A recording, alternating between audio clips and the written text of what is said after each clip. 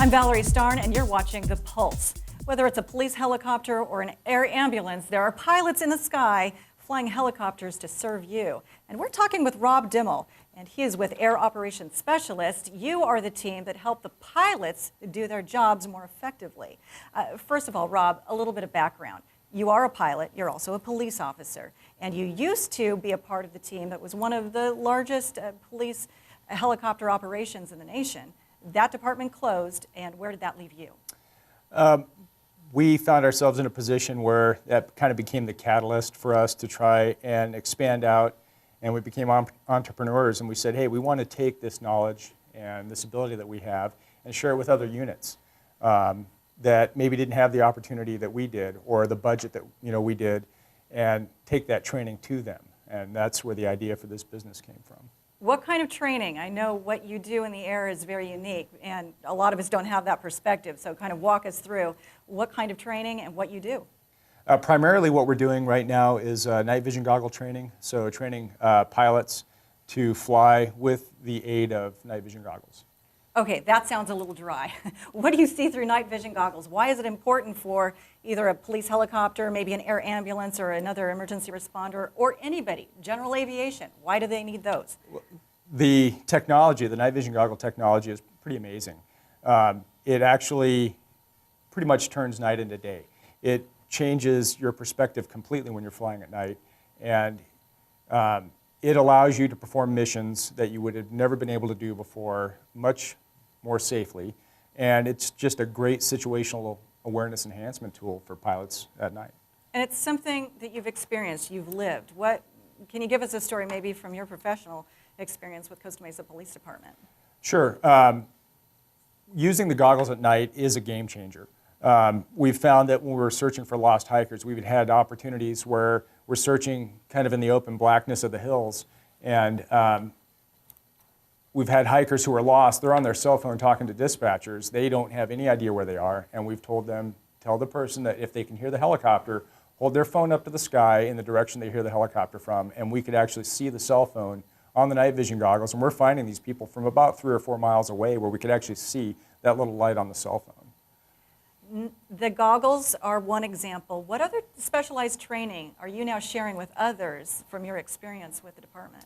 Some of the other training that we're expanding into is the use of the Bambi bucket for firefighting, which is the external load bucket that you can carry with the helicopter. And that can be a police helicopter, not just a... That's correct. And we're also expanding into airborne use of force training, so basically using the helicopter as an airborne platform for engaging targets on the ground. How often is that used? Not used very often, but it's one of those things, again, that if you don't train it and you haven't had the opportunity to try it or at least experience it, it's one of those things you probably wouldn't want to do or write into your policy. So it allows people to experience it, understand how it works, so that if they do have to do it, they've had that opportunity before. Training for the worst situations? Absolutely. Now, again, it's unfortunate that your air unit closed, but now you and your team have turned this into a positive, because now you're helping other pilots that are still employed as professionals in the sky. What is unique about what you offer, though? Because I'm assuming that before you started your business, there were others out there doing the same thing.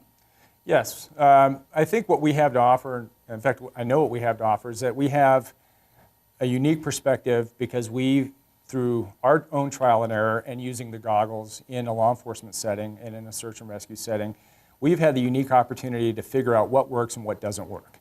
And so we can take that knowledge out, and rather than having some other unit just saying, hey, here's goggles, this is how you fly them, go out and fly them, rather than them inventing the wheel or reinventing the wheel, we're taking our trial and error to them and saying, hey, this is what works and this is what we found what works. Because you were all police officers, you were all police pilots. Everybody from your team at Air Operations Specialists? Yes, everybody, all of our instructors have a background in police aviation. That's where we all started. Now we've expanded out. We've got one of our instructors is an EMS pilot, for instance, and EMS, of course, just for somebody that might not emergency know. management services, or emergency medical services, rather. Right. So that's the air ambulance. Air ambulances, yes. Yep. Just trying to take it down to something we can all understand. You've got a lot of technical words, and I know that that's That's you, Rob.